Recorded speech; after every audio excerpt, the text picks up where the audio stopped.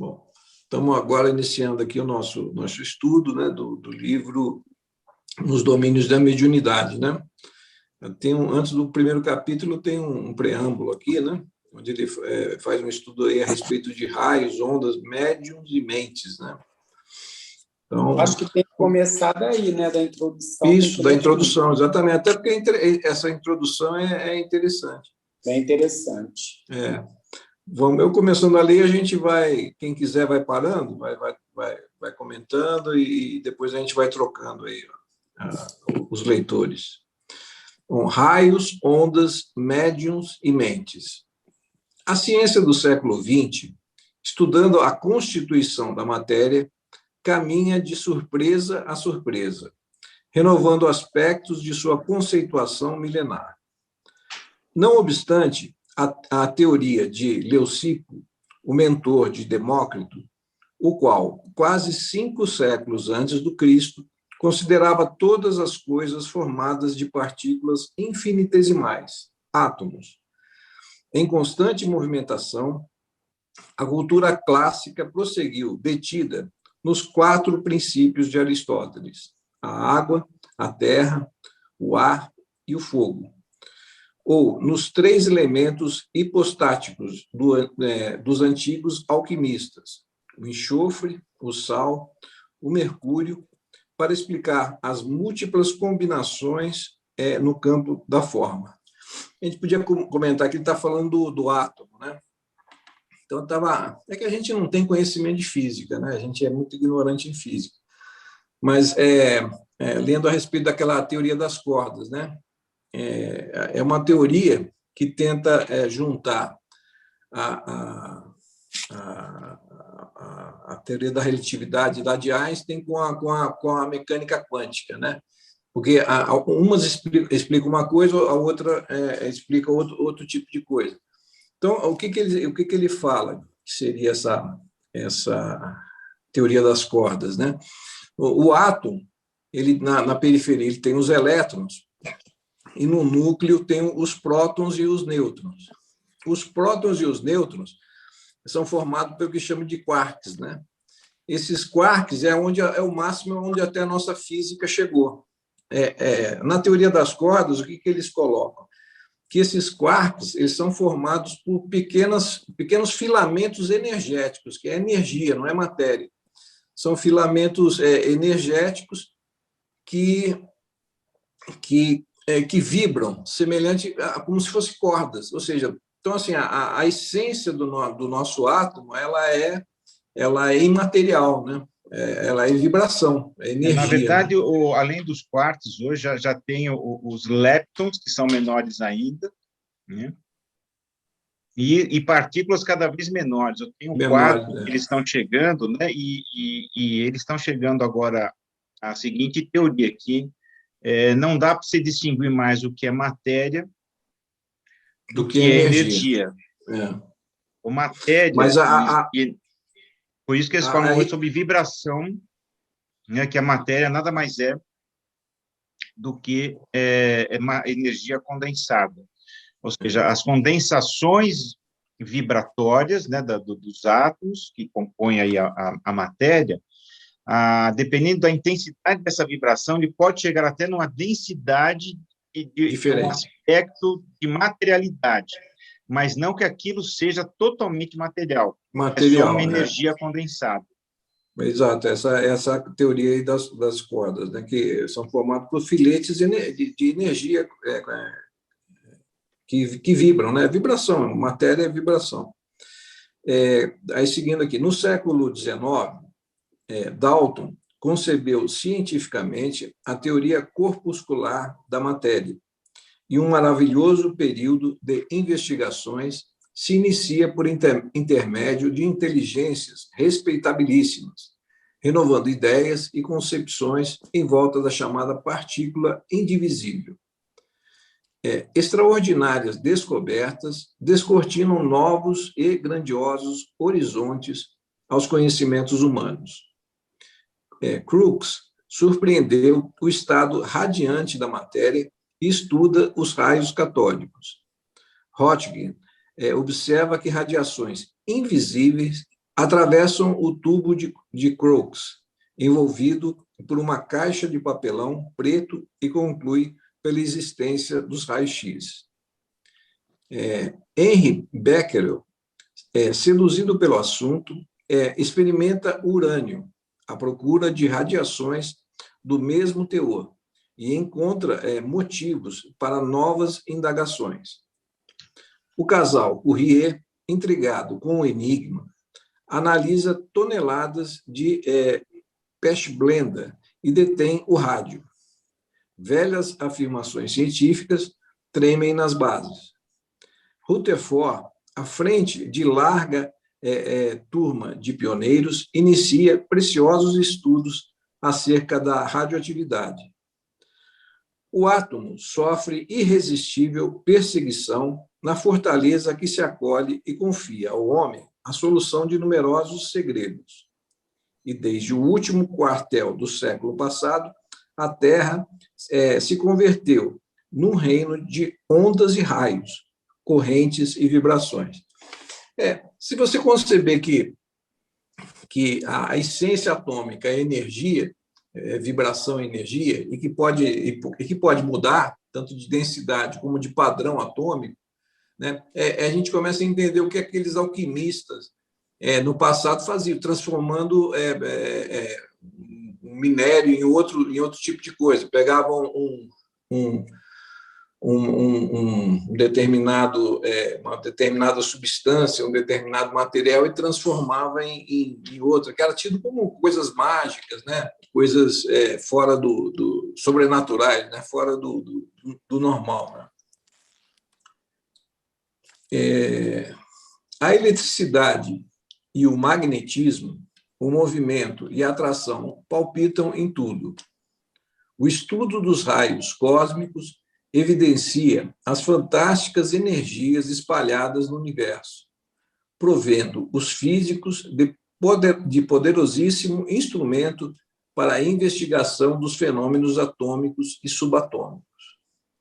Bohr, Planck, Einstein erigem novas e grandiosas concepções. O veículo carnal, agora, não é mais que um turbilhão eletrônico regido pela consciência. Né? Aquele negócio, né, que a gente viu estudando lá aquele livro lá da fisiologia transdimensional, né,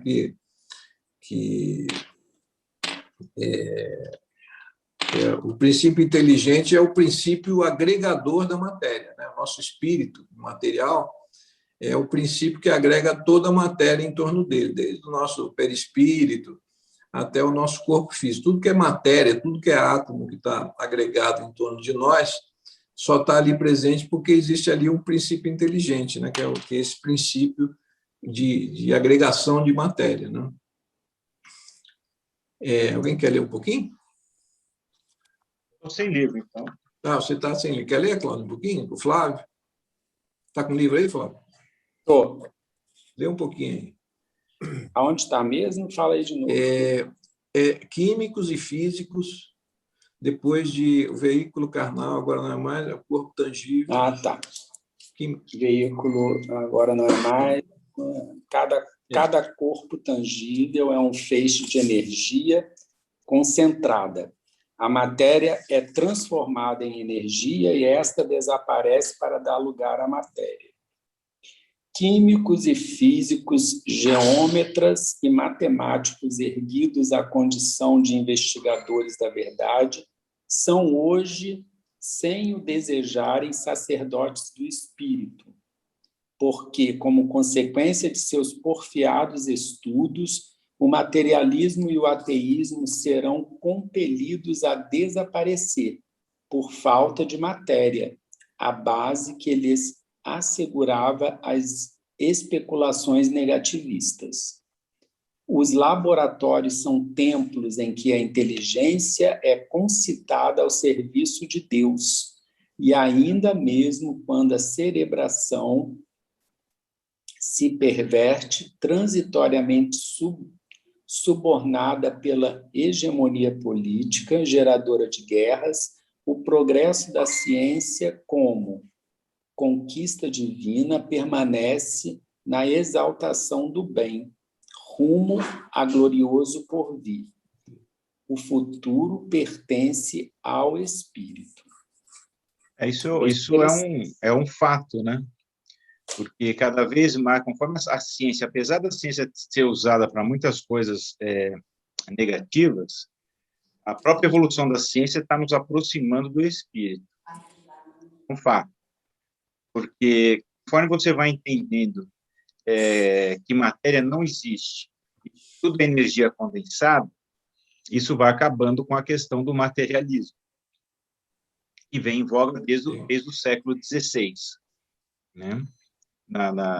No mecanicismo cartesiano desenvolvido por Descartes, depois aprimorado por Isaac Newton, onde tudo é matéria, e a matéria ela tem que ser repartida, tem que ser analisada nas suas devidas partes, que foi o reducionismo que gerou todo aí o aspecto hoje do desenvolvimento da área médica. Mas com a ciência, nessa evolução que ela está tendo, do ponto de vista de entendimento de que não existe matéria e tudo é energia, com estágios diferentes de vibração, a gente começa a entender de uma forma bastante diferente. Mesmo porque nós temos as agregações dos átomos, que são feitos por pontes, essas pontes elas se modificam de acordo com as energias atuantes.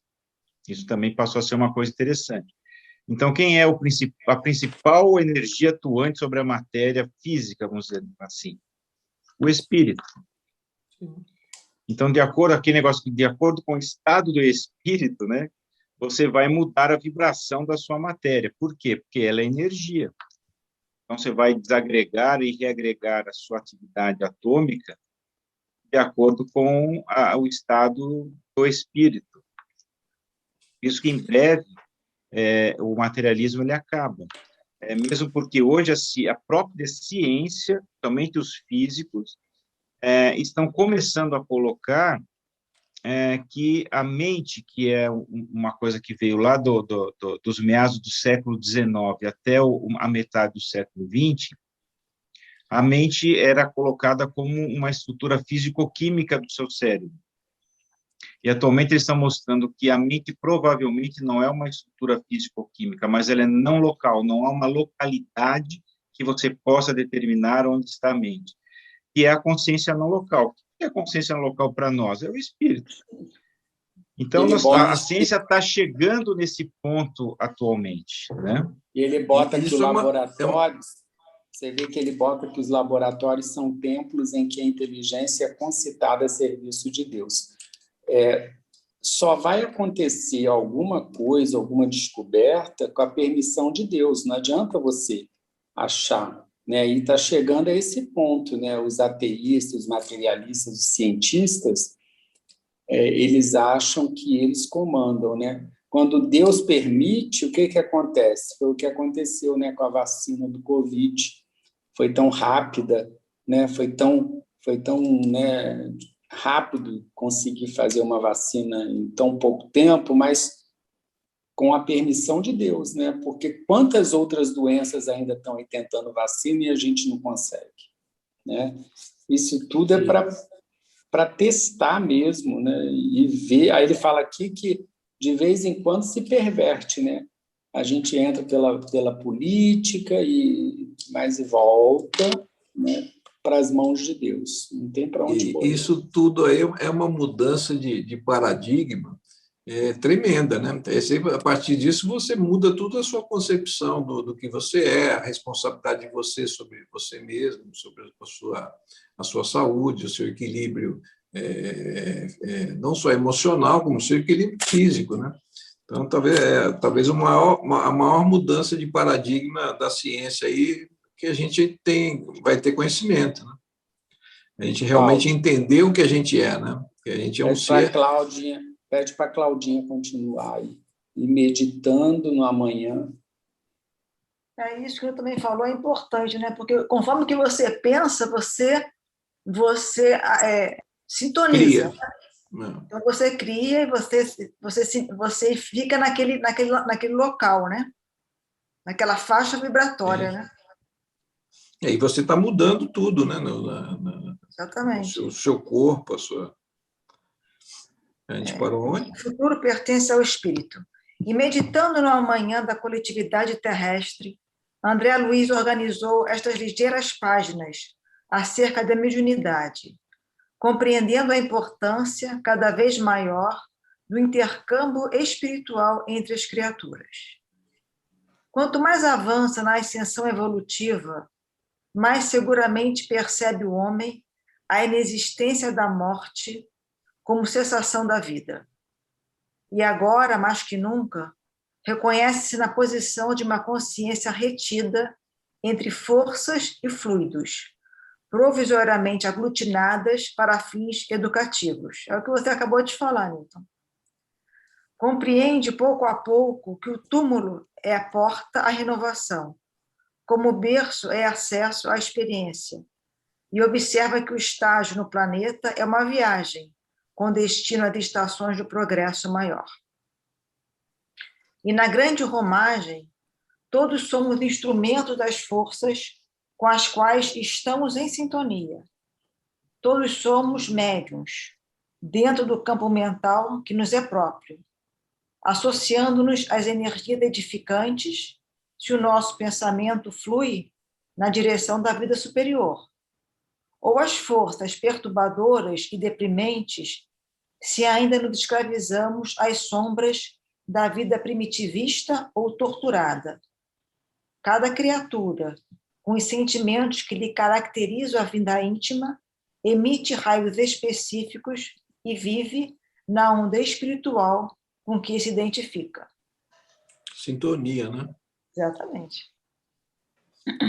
Alguém quer mais dizer? Isso é aquilo que estão estudando. Até falei muito sobre isso na conversa de ontem da live sobre medicina e espiritualidade, que são hoje as dosagens de energia, magnetismo e as variações de onda de acordo com o seu sentimento, de acordo com o que você está aí pensando. Então, hoje você dosa esse padrão eletromagnético que é emitido do seu corpo, e com variações de onda, porque toda atividade eletromagnética ela tem comprimento e amplitude. Eles perceberam que, de acordo com o seu estado, com o seu sentimento, com os seus desejos, com as suas vontades e tudo mais, há uma mudança no padrão do eletromagnetismo que você emite. Isso é uma coisa interessante. Agora, o mais interessante desse estudo é que esse seu sentimento ele modifica a estrutura material. Eles fizeram uma experiência com brotos de planta, onde eles pegaram pessoas que têm comprovadamente cura por imposição de mãos, né? São chamados healing touch, né? São pessoas que têm essa capacidade, e pegaram pessoas com transtornos psiquiátricos realmente muito, muito complicados, muito graves, e colocaram essas duas pessoas frente a vários brotos de uma mesma planta, e foram acompanhando o que acontecia. E as pessoas com esses sentimentos positivos, de bem-estar, de melhoria, e com essa dotação de cura por toque, a planta cresceu mais rápido, mais saudável e maior. E as plantas que ficaram do lado dessas pessoas com esses problemas graves, do ponto de vista psíquico e psiquiátrico, elas minguaram, não cresceram e não se desenvolveram. Então, mostrando que o seu padrão, só de deixar a pessoa do lado, né? Quer dizer, o seu padrão vibracional modifica ali a matéria, né? Quando o pessoal lá do HealthMath, acho que é da Universidade de Wisconsin, fez o trabalho com um fragmento de DNA, mostrou a mesma coisa. Então, eles punham pessoas para ter sentimentos negativos através de sons, filmes, textos e tal, e viam que o fragmento de DNA ele tinha uma conformação, uma estrutura. E quando as mesmas pessoas eram colocadas para ver coisas boas, coisas que inspiravam compaixão, amor ou alegria, a estrutura do DNA também se modificava de uma outra forma. Então, eles viram que a nossa vibração, de acordo com o sentimento, modifica a estrutura do nosso lado, fora do corpo. Então, imagina o que acontece com a nossa estrutura que está dentro do corpo mesmo. né? Então, isso já está bem definido cientificamente. Aquela experiência dos genes dos ratinhos, lembra que eu mostro lá na aula lá para os alunos lá, as alterações epigenéticas dos ratinhos que estão sob cuidado da mãe, depois eles são retirados e tal, promove alterações epigenéticas que mudam o próprio gene dos ratos, né? Isso não rata, gênica, agora, né? Exatamente. Imagina isso na gente, né? Que tem uma mente que, né, muito mais poderosa, né? É interessante essa. A gente muda até a nossa expressão gênica. Semelhantes verdades não permanecerão semi-ocultas em nossos santuários de fé. Irradiar-se-ão dos templos da ciência como equações matemáticas. Enquanto variados aprendizes focalizam a mediunidade, estudando-a da terra para o céu, nosso amigo procura analisar-lhe a posição e os valores do céu para a terra, colaborando na construção dos tempos novos. Todavia, o que destacamos por mais alto em suas páginas é a necessidade do Cristo no coração e na consciência, para que não estejamos desorientados ao toque dos fenômenos. Sem noção da responsabilidade, sem devoção à prática do bem, sem amor ao estudo e sem esforço perseverante em nosso próprio burilamento moral, é impraticável a peregrinação libertadora para os cimos da vida. André Luiz é bastante claro para que nos alonguemos em qualquer consideração. Cada médium com a sua mente, cada mente com seus raios, personalizando observações e interpretações. E conforme os raios que arremessamos, erguendo-se-á a domicílio espiritual na onda de pensamentos a que as nossas almas se afeiçoam. Isso, em boa síntese, equivale ainda a repetir com Jesus, a cada qual segundo suas obras. Emmanuel. Na realidade, isso aí a gente pode sintetizar da seguinte forma: de acordo com o que a gente pensa, a gente vibra, e de acordo com o que a gente vibra, a gente sintoniza, né? Inclusive com as outras inteligências aí que estão sintonizadas nesse mesmo padrão vibratório.